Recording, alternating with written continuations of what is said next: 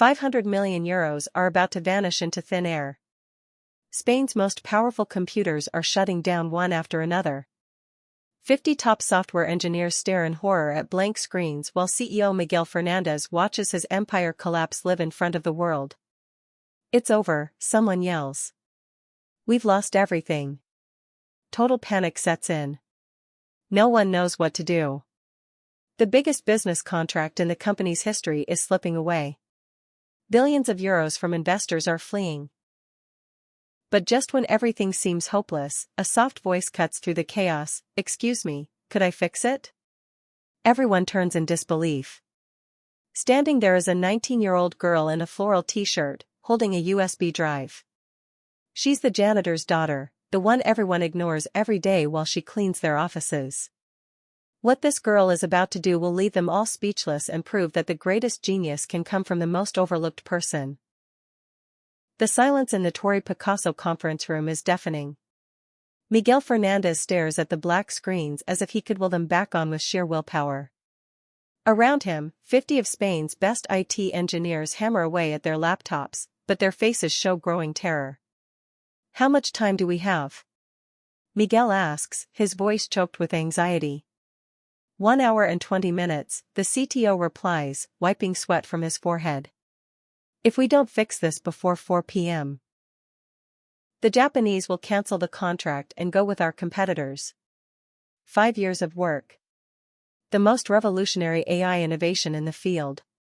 The company's entire future hanging on a system that crashed at the worst possible moment. Carmen Ruiz watches from the corner of the room, where she'd come to empty the trash cans like she does every day for the past 2 years. No one notices her. The janitor's daughter who studies computer science at the Polytechnic University and helps her dad clean in the afternoons to pay for school. But Carmen sees what the others don't. Her eyes scan the monitors, the servers, the cables. She recognizes the signs of a problem she's solved 1,000 times in her college projects and in the homemade lab she built with recycled parts. While everyone else freaks out more and more, Carmen slowly walks over to one of the computers. Her heart pounds, but her mind is crystal clear. She knows exactly what happened, and how to fix it. Excuse me, Mr. Fernandez, she says, her voice steady but kind. I think I can try to fix it. The CEO turns as if he misheard. What? The issue. I think I know what's wrong. A wave of disbelief ripples through the room. Who is this young girl daring to interrupt the biggest crisis in company history? But in Carmen's eyes, Miguel sees something that hits him hard, no fear, no doubt. Just absolute confidence. You're Antonio's daughter? Miguel asks in shock, looking at her as if seeing her for the first time, even though she's worked there for 2 years. Yes, sir. Carmen Ruiz. I study computer science at the Polytechnic, and, she hesitates, then gathers her courage. I think your system has a security protocol conflict causing an infinite loop in the main servers. The 50 engineers exchange stunned glances. The CTO, a 50-year-old with 20 years of experience, laughs nervously. Kid, these are the best IT people in the country. If we can't fix it, with all due respect. Carmen interrupts politely but firmly, you're looking in the wrong place. It's not a hardware failure or a virus. It's a bug in the firewall code, one I've seen while studying distributed systems for my exam. Miguel checks the clock. 72 minutes left. His engineers still have no solution. This girl seems so sure of herself that he almost believes her. And you know how to fix it? His voice mixes desperation with skeptical hope. Carmen nods and pulls out her USB drive. I wrote a patch that could resolve the conflict, but I'd need access to the main server. A frozen silence falls. The main server holds every trade secret, patents worth billions, source code competitors would kill for. No way, the head of security says. No one gets into those systems without level 10 clearance. I have it, a voice says from the doorway. Antonio Ruiz, the janitor, steps in pushing his cleaning cart. But there's a spark in his eyes no one had noticed before. I have emergency access. They gave it to all the janitors after last year's incident. Miguel stares in disbelief. Antonio has worked there 15 years, always quiet, polite, invisible. And now this humble man holds the keys to the kingdom. Dad, Carmen whispers, are you sure? Antonio looks at his daughter with infinite pride. Carmen, you fixed everything that broke since you were little, even our old home PC from when you were 27. If you say you can do it, I believe you. Miguel makes the craziest decision of his life. Let her try. If you're enjoying this story, drop a like and subscribe to the channel. Let's keep going. Carmen sits at the main station while 50 of Spain's top engineers watch her like she's an alien. Her hands shake slightly as she plugs in the USB, but her eyes stay focused and determined. What you're seeing, she explains while typing at lightning speed, is a conflict between the new security protocol installed yesterday and the legacy system handling transactions. The firewall reads the requests as an attack and locks everything in protective mode. The CTO leans in, stunned. But how do you even know that? That protocol was installed secretly last night. Why? Carmen replies without stopping. While you were installing the new system, I was here with Dad cleaning the offices. I overheard the techs arguing and saw the code on the screens. Later at home, I recreated the setup on my computer to figure out what could go wrong. Miguel's jaw drops. You recreated our system at home? Not the whole thing, obviously, but enough to spot the weak points. Carmen gives a shy smile. I used recycled parts and open-source software. It's not fancy, but it works. On the screen, code flies by. Carmen is literally rewriting parts of the system in real time, building a bridge between the incompatible protocols. Impossible, one engineer mutters. That would take hours to code. Only if you start from scratch, Carmen says. I already had the fix ready. I was thinking of using it for my senior thesis. Suddenly, one screen flickers on. Then another. Then all of them. The core system springs back to life like nothing happened. Data flows normally. Connections restore. The video call with the Japanese clients comes back online. Stunned silence, then a burst of spontaneous applause. Miguel checks the clock. Still 45 minutes to spare.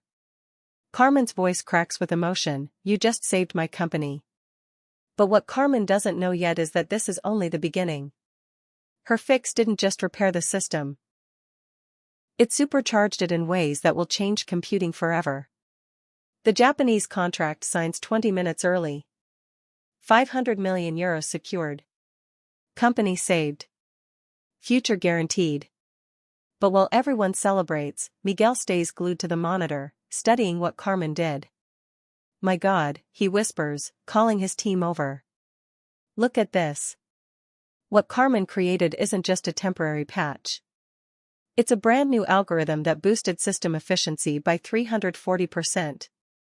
Processing speed tripled. Energy use cut in half. Security skyrocketed. This is impossible, the CTO says, staring at the numbers. A jump like that would take years of R&D. Carmen, who was gathering her things to go back to cleaning, turns in surprise. Oh, that's just an optimization algorithm I built for a college project. I thought it might come in handy. Miguel looks at her like she's speaking another language. A college project? Yeah. For my advanced algorithms class. The professor challenged us to improve an existing system's efficiency. I picked security protocols because, she blushes. I wanted to impress my dad. I like the idea of making computers safer for everyone. Antonio Ruiz, watching from the back with tears of pride, steps forward. Carmen, I've been proud of you for 19 years. Miguel can't believe his ears. You just revolutionized computing with a college project. Not revolutionized, Carmen says modestly. It's just a different way to make systems talk to each other. I called it the Harmony Protocol because it gets normally incompatible parts to work together. The CEO looks at the numbers, then at this 19-year-old who did what his 50 engineers couldn't. In that moment, he makes a life-changing call. "Carmen," he says solemnly, "do you want a job?" She laughs. "Mr. Fernandez, I'm still in school, and I have to help Dad with cleaning." "No," Miguel says with a smile that lights up the room. "You don't get it. I'm offering you the position of Chief Technology Officer." 6 months later, Carmen Ruiz's life has changed in ways she never imagined. From her 45th floor office, the one the old CTO vacated in humiliation, she can see all of Madrid spread out below. But Carmen hasn't forgotten her roots. Every morning, before starting as CTO, she goes downstairs to greet her dad Antonio, now the building's head of all services with his own office. "Good morning, Dad." "Good morning, Doctor," he replies with a smile worth more than any contract. Carmen's rise transformed the whole company. Her Harmony protocol got patented and sold to the world's biggest corporations, bringing in over €1 billion. But more than that, it changed how everyone works. Carmen introduced a revolutionary policy: every employee, from janitor to CEO, has the right to propose ideas and innovations. She created open labs for anyone to experiment, scholarships for employees' kids, and made democratic innovation the company's core. Genius, she often says in international talks, doesn't care about degrees or social status. It just needs the right idea at the right time. But it wasn't all easy. Some colleagues resisted, saying she was too young and inexperienced. The media called her the Cinderella of computing, a label she hates because it turns her talent into a fairy tale. Then comes the biggest test. An American multinational offers Miguel $2 billion to buy the company, on one condition: Carmen has to go because she doesn't fit their corporate profile.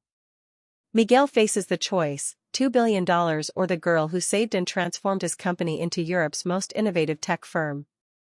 His answer will shock everyone. In the 47th floor boardroom, Miguel faces the American Tech Corp execs on video. Behind him, the entire staff, including Carmen, waits for a decision that will shape everyone's future. "Gentlemen," Miguel says firmly, "I've heard your offer. $2 billion is a lot of money." The room goes dead silent. Carmen's heart pounds, but she keeps her head high. She always knew this moment might come. "My answer is no." A stunned murmur spreads. The Americans look baffled. "Mr. Fernandez," their CEO says, "you're turning down $2 billion. "I'm not turning down the money," Miguel replies with a smile. "I'm turning down your world. You want to buy us to kill competition and silence innovation. I want to keep changing it." He turns to Carmen, eyes shining with emotion. "Carmen Ruiz isn't just my CTO. She's the future of computing. She's proof that talent can come from anywhere and the best ideas come from people who see the world differently. I wouldn't trade her for all the billions in the world." The applause erupts so loud it echoes down to the ground floor, where Antonio Ruiz smiles proudly while polishing the floors.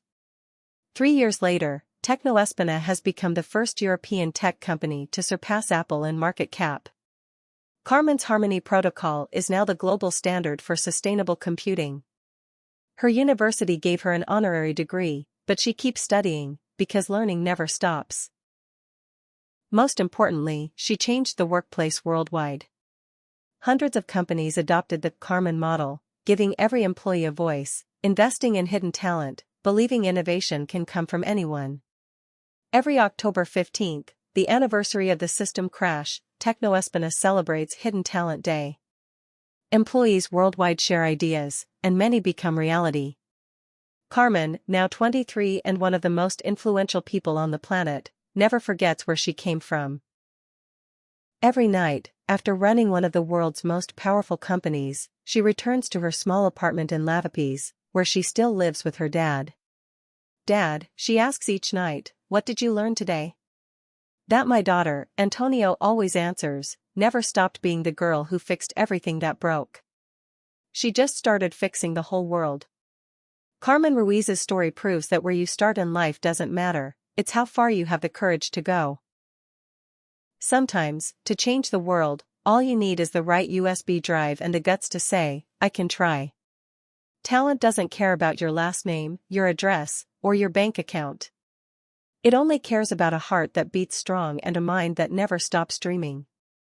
If this story made you believe in the power of hidden talent and innovation, hit that like button if you think genius can come from anywhere and anyone.